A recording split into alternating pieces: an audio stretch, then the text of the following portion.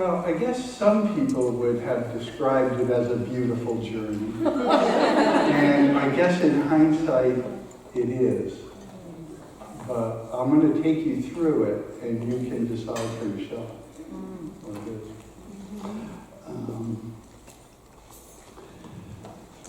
So this is not going to be a presentation where you would even want to take notes or something. I would want you to be as relaxed as possible. This is why we have this big space here in the front, and it seems like a fair amount of people have already intuited the lay down here. But if you want to come and lay down and lean against pillows, feel free. There's cushions over here, and they'll make room. But otherwise, relax. I hope it's a relaxing evening for you.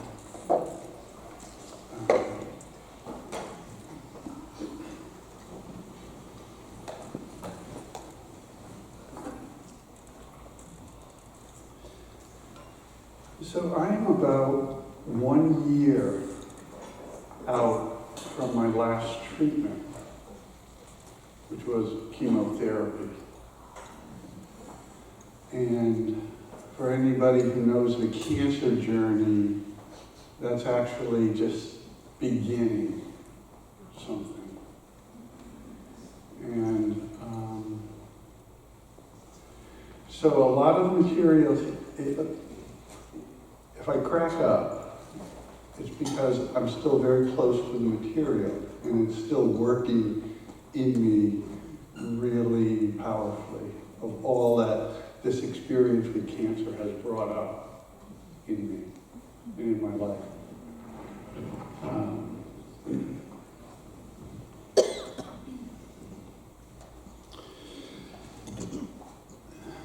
Maybe a personal question, but how many people here who have had direct experience with cancer? In your own life? Or family. Yeah, family. Something really where you're really close. You know what's going on. Yeah. Because I really found that there's a difference between talking with people who have had the cancer experience and those who have not. So I'm realizing that a large part of the group here has had experience, and so this might resonate a little deeper.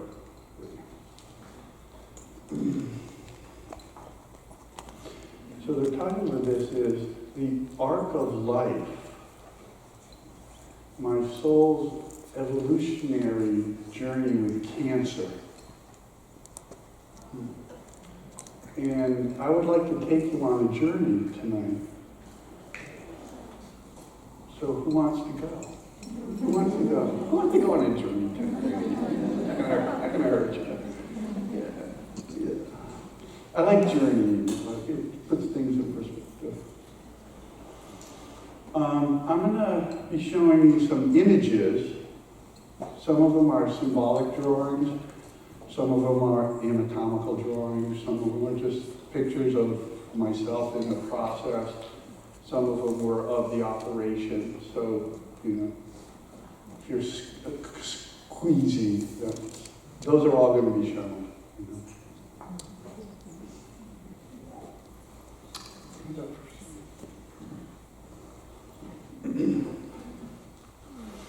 So this is a drawing that I did at the completion of my journey after all my treatments. And it kind of sums up where I went and where we're going to go tonight.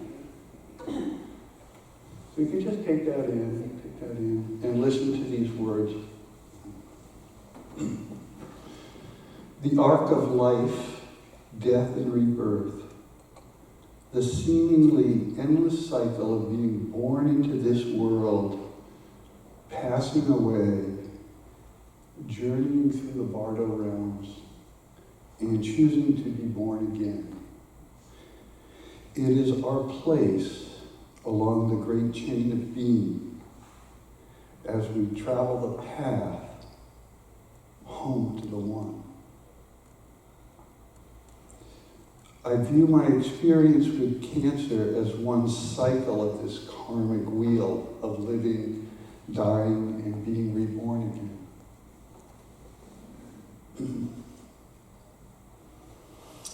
In this journey, I followed two pathways or two principles. They're called by various names, masculine and feminine, silver and the gold, the two serpents, the sun and the moon. When one divides and becomes two. I chose both in my treatment, traditional Western medicine, which is a decidedly masculine path,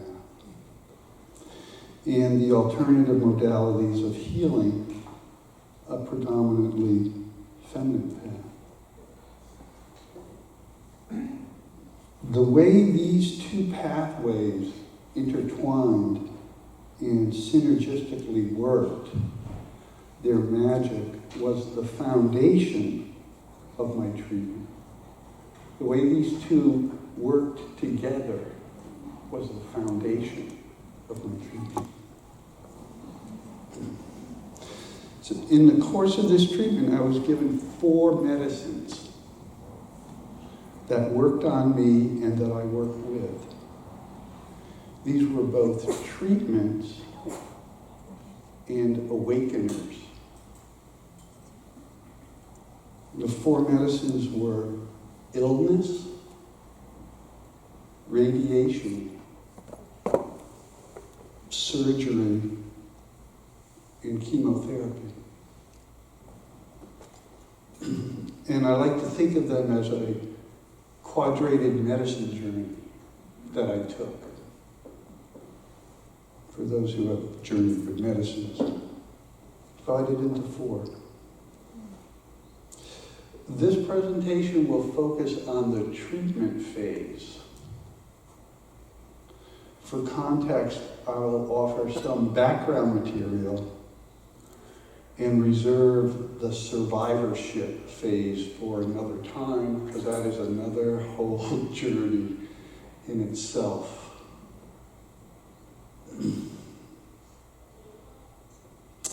I will be talking about each of the medicines in some detail, both from the medical perspective and from the healing perspective, and from my own subjective experience. And when we get into that 4 rounds of medicine that I took, at the end of each of those rounds, I'm going to play a 5-minute piece of music, which I feel like embodies the vibrational resonance of that medicine. So you can have, you can take in the felt experience of that phase. And you can also do your own healing using that medicine too in your own life. Right here.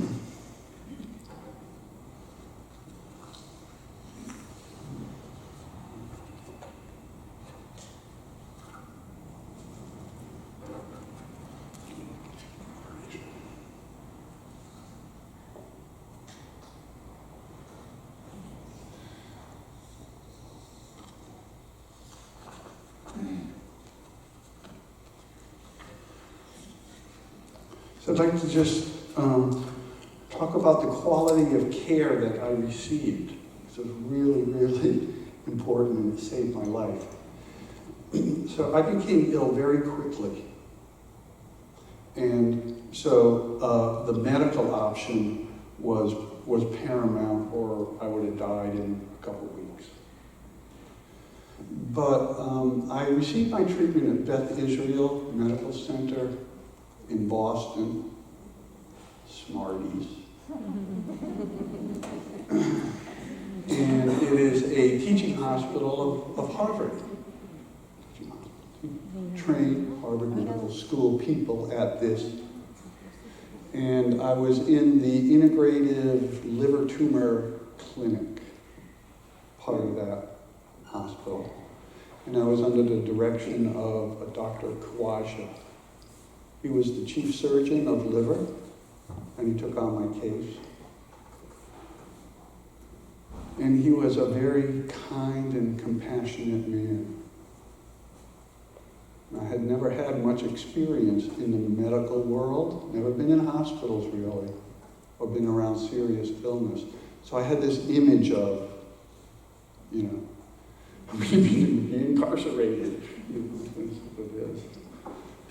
I'm not going to be able to get out. Things are going to happen to me. I had that image there, but when I met him, he was incredibly compassionate, and as were all the people at that hospital. Broke my heart open. But anyway, it's a teaching hospital, so when he comes in to do his rounds, he's got 5, 6 people behind him, the whole apprentice thing. And I had a tube that was sticking out of me, and he comes up and looks at it, and he goes, we need bandages, we need more bandages. And everybody looks to the right, to the guy at the end. And I still remember, he was such a good guy. He was young, he had curly red hair, and he steps forward with the bandages. And he bends down, he gives the doctor cautious. And I read on this schmuck there as Harvard, MD, PhD.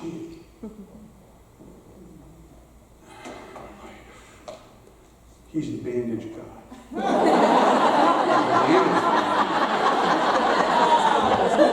In this whole hierarchy, you all know what it's like in the spiritual world to have this hierarchy of things. Oh, I'll carry your scarf for you, or I'll carry this for you. But it was very clear that he was at the end of the line. But the two things that happened to me lying there and seeing him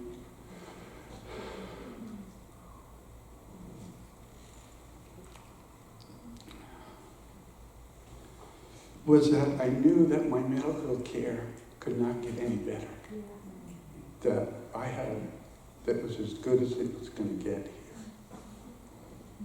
But this guy was the bandage guy.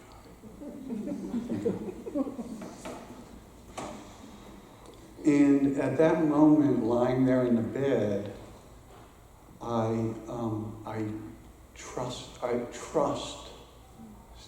trusted that team, that medical team, in a way I never did before. So I really surrendered myself over. I said, wow, this is as good as it gets. Just trust that you have the best here, Greg. When, on the silver path, when I knew I was sick, I was really sick, I knew that I wanted to follow the healer's path because I've been in the healing arts all my life. And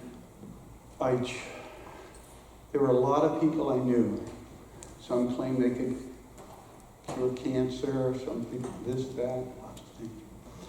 But I made my decision on who to pick solely on who I trusted. I said, who do I trust with my life? Because I was going down. And so I called up 4 people. Some of them you may know. I'm going to name them because I want to honor them. One of them was Kim Clay, who was a former teacher here. And she and I have done lots of medicine journeys together, so we journeyed together a lot. She's my soul sister. She's my soul sister. I called Peter Faust, who was my best friend in life. He knows me more than my wife. And that's that kind of trust. These are all healers. These are all master healers. Right? And he said yes. I called Deborah Noker because I felt that her and I can play. Her and I play on a very high level. And I liked that, I needed that. And I called her and she said, yes, of course, Craig, of course. And then the last person I called was Lori Keene. Actually, she was the first person that I called. And I've known Lori since we've been in the school together 30 years, 35 years. But she was the one that I trusted the most with my life. And she said yes. So there was my healing team. And there was my medical team. And I have been incredibly fortunate because I'm over 65, so I'm covered with Medicare. I live in the great state of Massachusetts, which has universal health care. So all of my medical bills were paid for. And the 4 healers graciously donated their time to do this. And I had over 70 healings done on me in the course of about 8 months. And I say that because it's,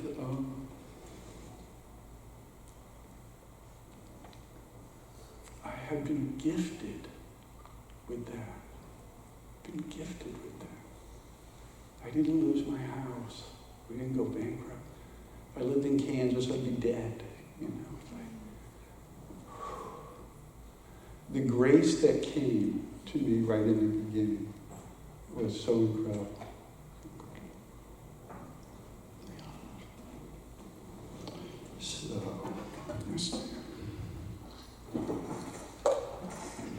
So I had my doctors, I had my healers. I was dying of liver cancer, and now I'm going to digress just a little bit, how did I get there? About a year before I got diagnosed, I started doing all these drawings. I was drawing all the time, all these very emotional drawings. You see the next slide? Stuff like this. Get it? Next one.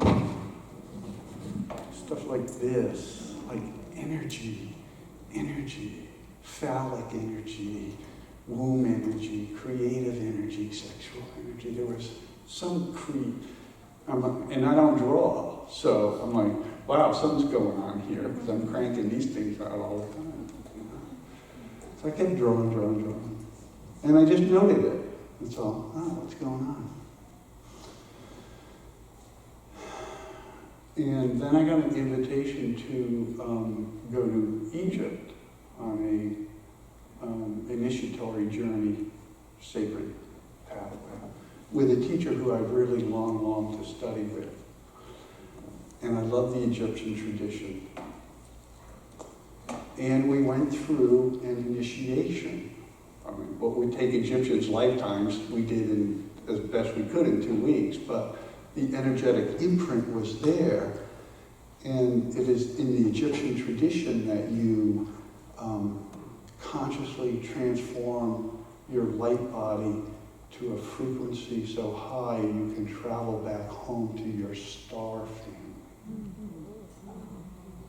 That's what was going on back there. And the last night I was there, after we did an initiation in the Great Pyramid, I was in my hotel room. And I knew the way home. Right? I knew the way home, I said. And everything was so fine. It was like I've been meditating for like 20 years. You know, the breath gets so fine, hardly anything. And I knew that I could die right there. And I could find my way back to my star family instead of being here in fucking Earth. And I wanted to go back so bad. And in the course of that long evening, I decided not to take that route. I I decided to come back and recommit myself here to Earth.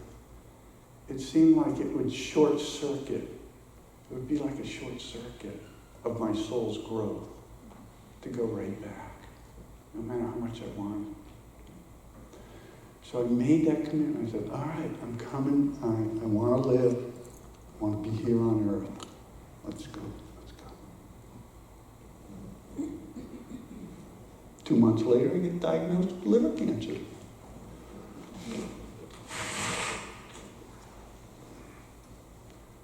The point being that in the spiritual world, you get adversaries that will help you to the next level that you need to go at.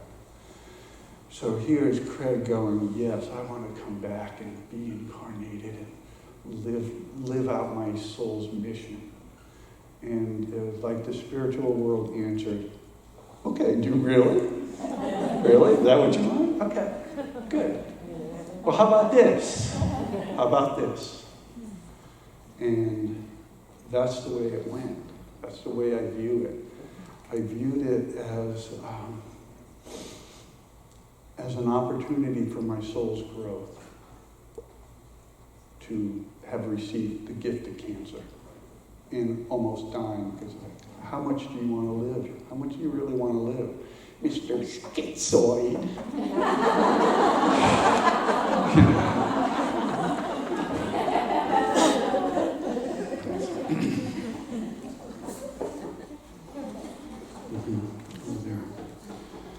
So we're going to go into the 4 medicines that I took in this journey.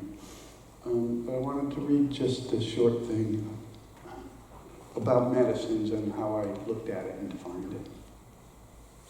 So, in the sense of a Native American tradition, for instance, a medicine can be a person, an action, a substance, or an energy constellation that is offered and taken for healing, insight, and manifestation.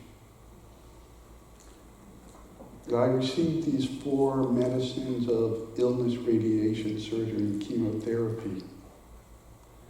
To benefit the most from them, I tried to bring myself into alignment with the divine template and purpose of each of those medicines. Right? So you've taken a medicine and you want to be in alignment with what the divine purpose of this medicine is. The medicine not only acted on me, but I also acted with the medicine to fulfill its purpose through me. And I through it. So a real synergistic understanding of what was happening to me. And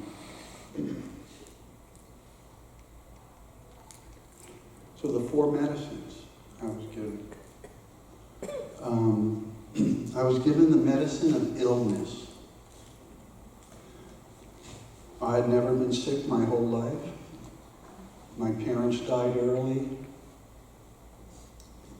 I was like the Buddha who never left, his father's castle.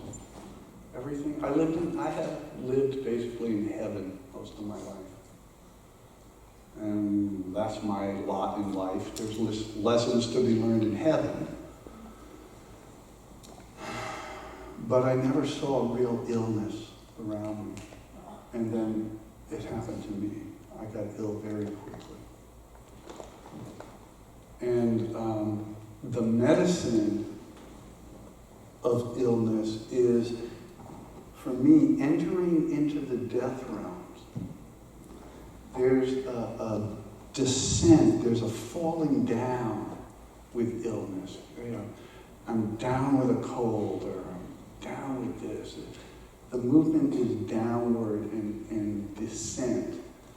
And for me, it was a very rapid descent into hell, chaos, and confusion.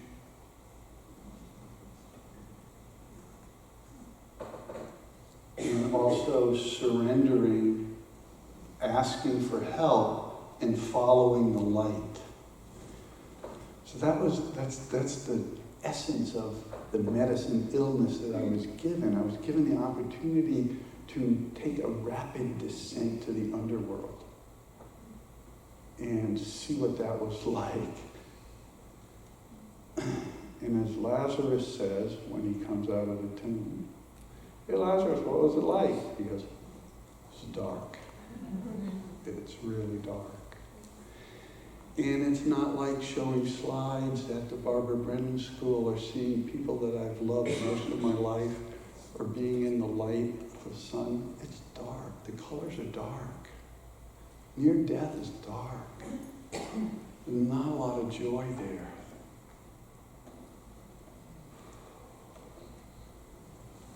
And I don't think I had experienced that in my life until this time. So I got ill. And I made the descent. So on a medical level, let's go from whatever this is to the next one. And the next one, let's be in Egypt. Here we are. We're in the medical world here. So I fell ill very quick. It was like, I don't feel so good. I'm going to take some antibiotics. I don't feel any better. Let me have a blood test. I don't know, to increase liver function, let's take a sonogram. The whole diagnostic process from, sonograms, the blood tests, the MRIs, the CAT scans, the biopsies, all of that. I went through all of that. And as it turned out, I had what they called Hiller cholangiocarcinoma stage 2. The Hiller means that it's in the bile ducts right where they meet, which is the green. And whatever cholangiocarcinoma means, it's right there. And it was stage 2 going into stage 3. So stage 2 is kind of self-contained and localized. Stage 3, it's starting to spread out. And it happened right where the two bile ducts come together, which is a horrible place to try to get to. But it had the benefit of shutting down my entire liver. Right? So I got early diagnosis. If it had been in one of the ducts or in the common one, I'd probably still be doing whatever I was doing, and it'd be growing away. But no, I was fortunate enough to have it right there. And my liver backed up, and I started turning yellow, and getting jaundice, vomiting, nausea. My pee was the color of Coca-Cola. And surprisingly, my poop was all white. And that got my attention, because I was like, oh, I know I come from New England, but this is ridiculous. So, and that alerted all my doctors too, and started the process of me going from my local physician to local hospital to basically the temple of high medicine in Boston. And they did all of the diagnostic tests and said, yeah, that's what you got. And they said, to tell you the truth, 85% of the people who come here, there's no curative treatment for. I let that sink in. It sunk into my wife. Like 85% of people. You're going to die. But they said, but we think we can do something with you, so let's give it a try. So I said, okay, so NDPHI, let's give it a try. He was the bandage guy. So the first thing they needed to do was get the liver functioning again.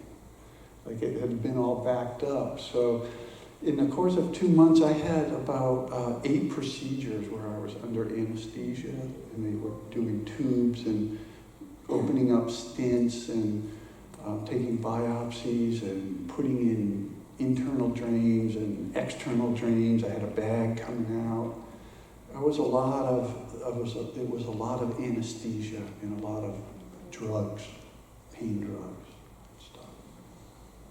But they got the thing going again, And because I was always going to be headed to surgery, but I had to be ready to go to surgery.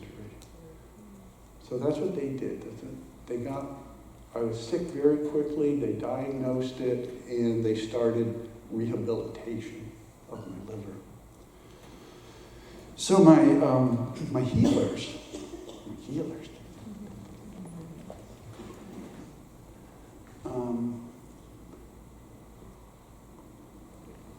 the medical world had cholangiocarcinoma. We're going to go get it. We'll get it. All the smarties up in Boston, we're going to get it. The healers had a more multidimensional approach, as you'll find out, because you're healers, right? So, to some of my healers, I had what was called an appearance. An appearance. So it's, you don't name it. Because we don't really know, on the healing level, we don't really know what it is. On the medical level, it's cancer. But on the healing level, what is it? I don't really know. So let's keep that open a bit for exploration. And multidimensional healing, as you know, because those are the 4 Ds. But for me, it's like Sufi dancing. So when Sufis dance, they hold one hand up to the sky to receive the energies of heaven. And they also can transmit to heaven.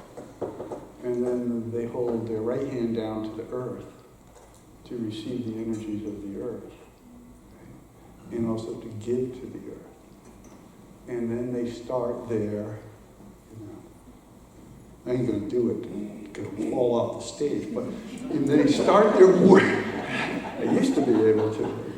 But then they start their whirling, right? And what they're doing is joining heaven and earth in that vortex.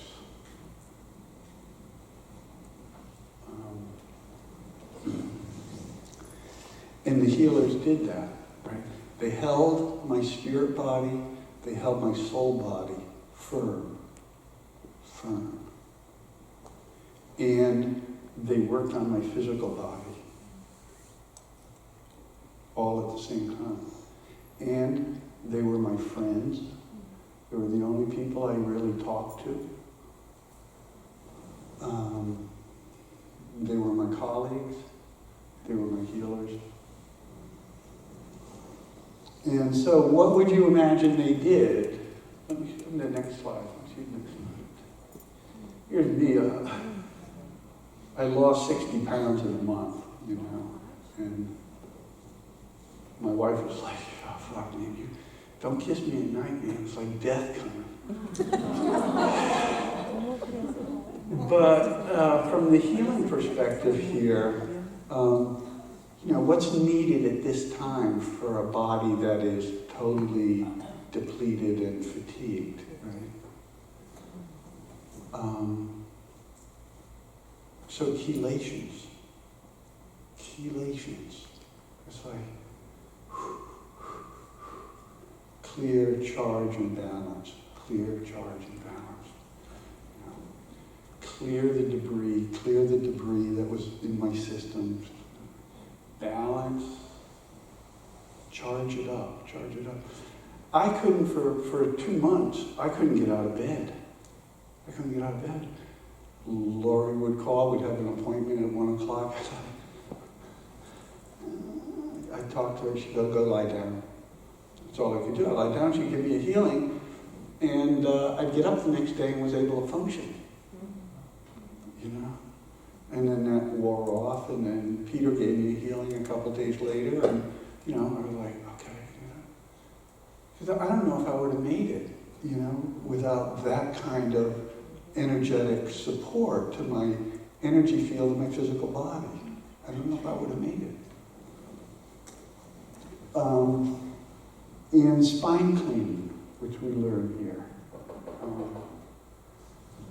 I was on my back for 3 months, you know. Imagine just like all that settles in your back, settles in the spine. And so spine cleanings were really important to me. Chelation, spine cleanings, it's all like first year stuff, but so fundamental in terms of just getting the system back cleared out again. Now I want to say, being master healers, they probably did a lot of other things too. But those things were almost always done, you know, as foundational skills. And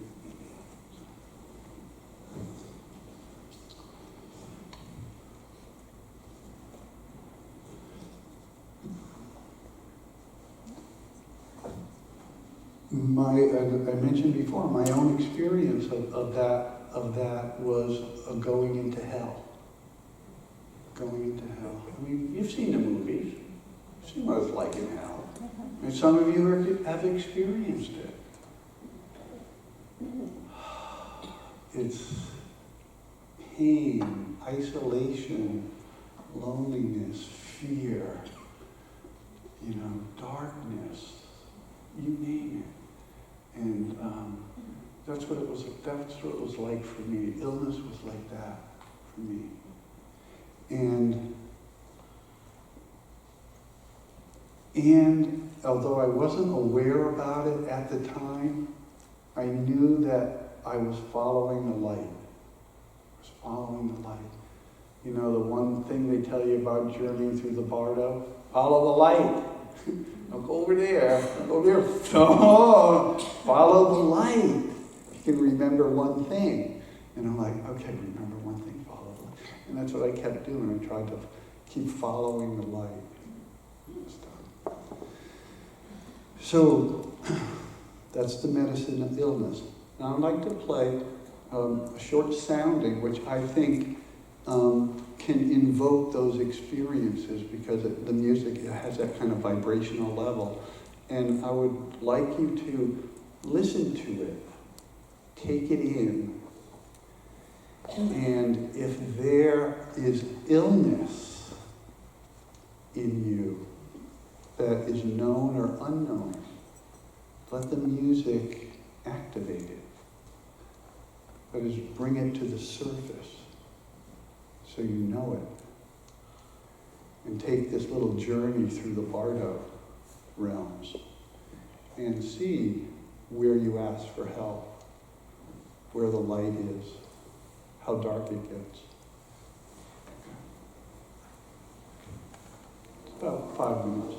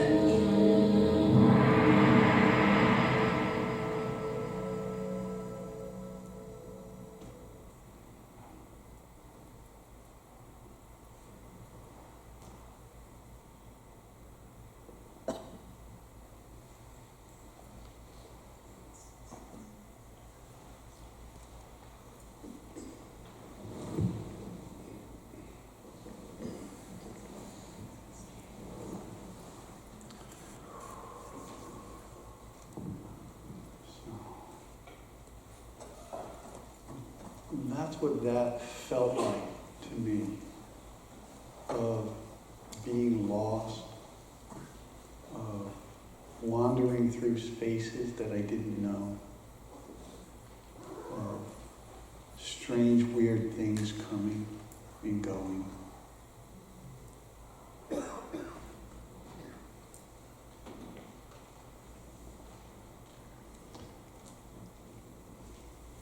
So the second medicine I was given was radiation. Again, I was following the medical route because they said, we got a way to save you. So they said, because the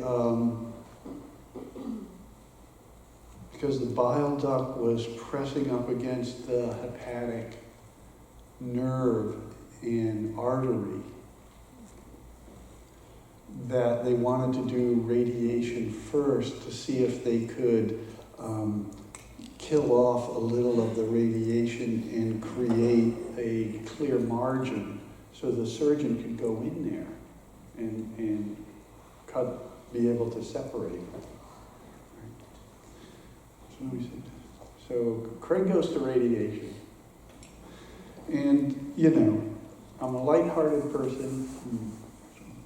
I'm kind of a lighthearted person, and my first time with these medical procedures, so it's like, oh, all right, we're going to the Cyberknife Radiation thing.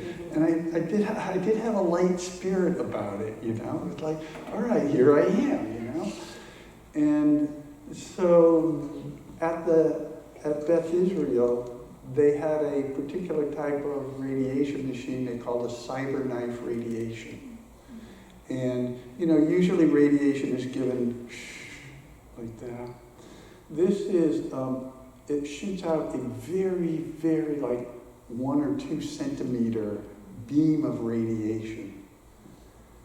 And it articulates around you maybe 150 times and shoots that specific beam of radiation. And the idea is they didn't need to kill everything around it. They needed to focus on that particular spot. And they couldn't hold it in that same position for an hour and a half. So they had to, you know, so they designed this computer programmer. I had 3 gold markers put in which they could then orient the machine around. And then I had 5 treatments. And they lasted about 2 hours.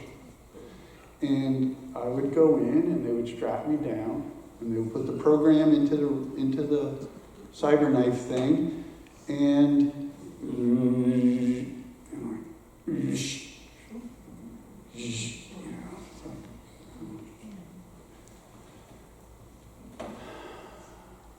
I did pretty good the first 3 rounds, but I got tuckered out on the last 2. Radiation's hard, you know. But it is the medicine of radiation. This is the thing. It's the medicine of radiation is that it burns through, right? It's not like you start a fire and something burns up. Radiation has that quality of being able to burn through things. Think like solar radiation, your skin, you know, it's like what goes in. Or think of like a nuclear blast, you know, where it goes through everything. You know.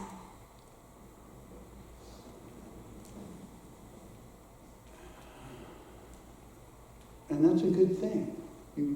We want that kind of medicine at some point in your life where you really want fire to go right through something and eliminate it. And that's what they were trying to do medically with me. They were trying to articulate this machine so it would hit that same spot from 200 different ways and burn it right through. So the healers, at this stage, it's about 3 months, 4 months into it.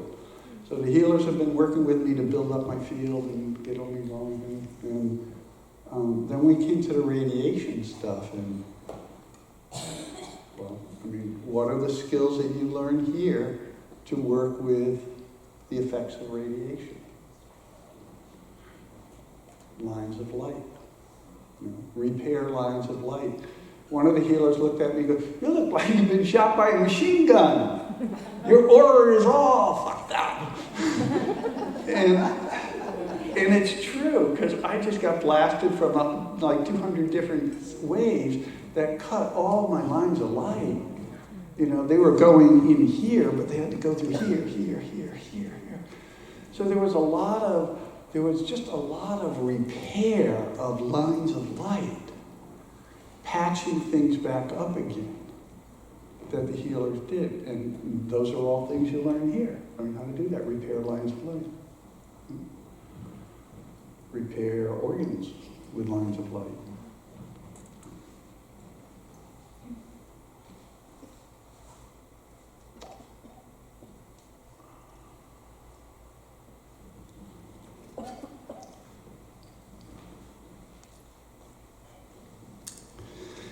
But the purpose of the radiation was to contain the tumor. It was to contain the tumor, because it was starting to impinge upon the vein and the artery. And if that happened, then I would go into the 85%. So I asked my healers, I said, at this phase, we need to either shrink this tumor or contain it in some way. So there's a margin around it. And I don't know what they did. They each did it in their own way, But that was the purpose. It was like, and they each did it to carve space around that tumor, to shrink it, and to have a dead edge around it. And I swear it worked. I don't know how they did it, but it worked. Because the surgeon goes, "I think we'll be ready to go in like 6 weeks for the surgery." This is what it looked like to the technician. I have the next slide, Bill. Well, this is what it was my own experience of. Now imagine this 3-dimensional, right? I tried to draw 3-dimensional stuff. It looked like a mess, so I just stuck with 2. But every time I would go into the Cyberknife Radiation chamber and lay down, I would create 3 sacred geometric forms around me. I would create the cube, which is the geometric form that holds the physical body in place. Cube. Around that, I would do an octahedron of gold light, which would hold my soul body in place. And then the last one was a sphere of white light, which would protect not only everything, but also my spirit body. So I would go in, it took them about 20 minutes or so to set the thing up, and I would surround myself with these sacred geometric forms that were light. They looked like drawings here, but they were light constellations. They were light configurations around me. And I called in all my guides, called in all my healers. I praised the guy who created this machine. I asked for help for everybody. And I swear, it was a crowded space there. Because they all came. They all came to help me. And I'm lying there, and frankly, I would go out. I'd take the journey. I'd wake up like an hour and a half later, and that guy goes, "Oh, good, you hardly moved at all," Meanwhile, I'm going on these journeys to wherever, other planets, other lifetimes, whatever, because it was all set up that way. And in the ceremony tomorrow, we'll be working with a light body that we can journey with too. That's what I did. So My field is being bombarded with all this radiation, red light, red light.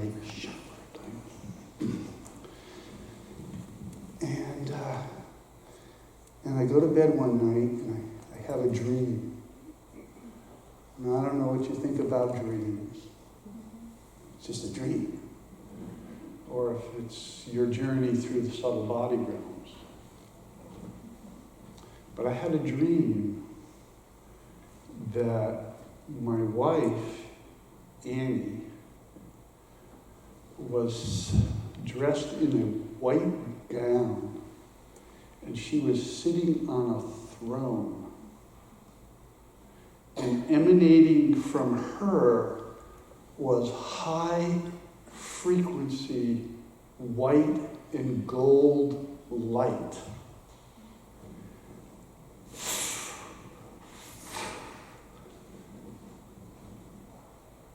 And I bent down to kiss her. And I was filled with white and gold high frequency light. And it wiped away all of the redness. Right? So here you learn to work with different frequencies of light. Gold, white, they don't get much better than that, you know?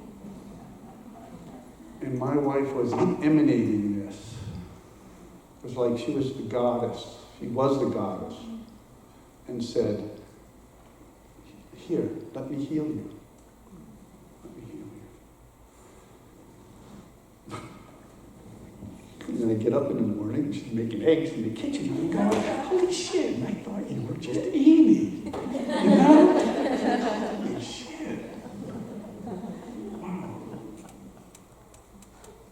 Pure, high frequency, white and gold light, while I'm having radiation. The other thing that happened to me is I had to go to the emergency room one time to get a CAT scan, and they said, we can't see you for 3 hours, so here it is, lie down in this room, we'll come get you. Well, basically it was a laundry closet, it looked like, you know, but it had a table, and I knew enough about going to hospitals that I always took my bag with me, which had water, books, earphones, eye masks, whatever I needed, because you never know where you're going to wind up. So I wound up in the laundry room. But I said, all right, let's do this, you know. And I lie down, I got 3 hours. I lie down on the table, put my earplugs on, put my mind screen on, and I took the journey through everybody that I knew in life, in my life. It was like a life review of everybody. It was like, who do I know? Where did I meet them? What did we do together? What was it like? But more importantly, it was what frequency of connection there was between us. And I could feel into the depth of it or the shallowness of it. And no judgment about it. I'm just like, wow. Lori was like, whoa, way back, you know. The mailman, not so much. But there, you know, not just, but I looked through all the people in my life, and I got to see who my soul family was in this life. I got to really like, yes, I know that you and I have been through this many times before, by the quality of the frequency that there was between us. And I did that with the places that I lived, places that I lived in, people. And for me, it was a burning through of all of the dross in my life. And there was the medicine of radiation could penetrate through all the illusion and somehow order my life where I knew where I was, who loved me, what star family I was part of, what soul family, I know these people. I've met these people in my life. God, it's so great. Thank you for that. Thank you. Radiation, that was my experience in radiation. Burning through. So, again, I'm going to play about a 5-minute piece. And I would invite you to take in the vibration of radiation and let it burn through parts of you that you want to be burned.